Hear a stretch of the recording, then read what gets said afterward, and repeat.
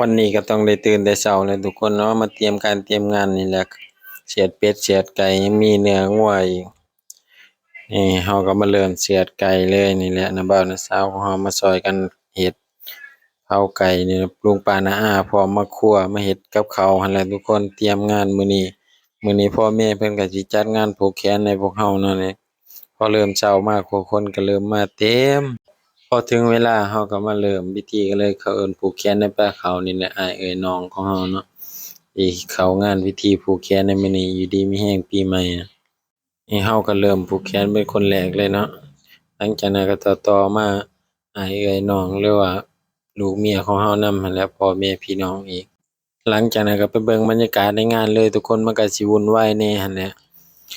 พอเริ่มผูกแขนเสร็จแล้วโอ๊ยจัดไปเป็น10กว่าลังพู้นแหล้วเพื่อสิได้เลิกเพื่อสิได้ยกย้ายกันก็ ขอขอบใจทุกคนที่มาช่วยงานในมื้อนี้